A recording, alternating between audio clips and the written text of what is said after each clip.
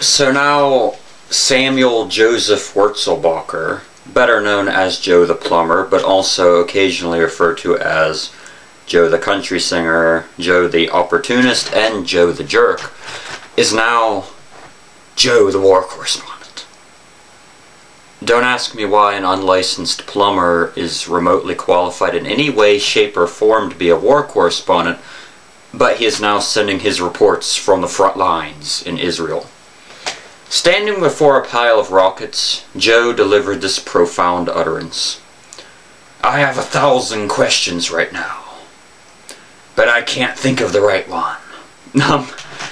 Pick one out of the 1,000 and go with it, dude.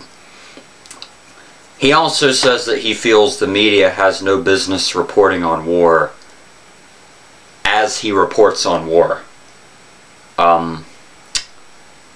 Okay. Rack that up with him being against welfare until it was revealed he spent significant time on welfare, and calling John McCain a real American during the campaign, and now telling anyone who will listen that some of the statements he heard from McCain were appalling, and they made him feel dirty. Please excuse me for 1 second. Excuse me.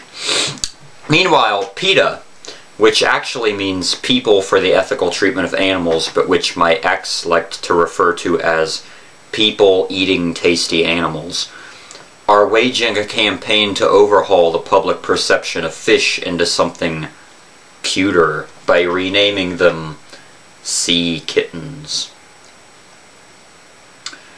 Because to their thinking, people will have a harder time eating fish once they're called something that sounds as adorable and innocent as a sea kitten.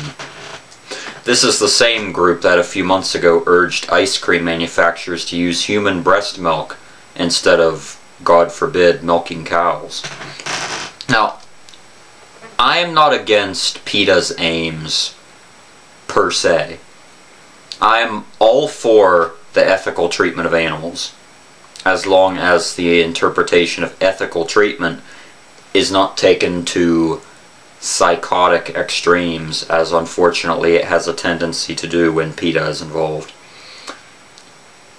Calling fish sea kittens and expecting anyone else to do the same is one of the most ridiculous things I have ever heard. Right up there with Joe the War Correspondent. In the first place, there is no resemblance or connection whatsoever between a fish and a kitten.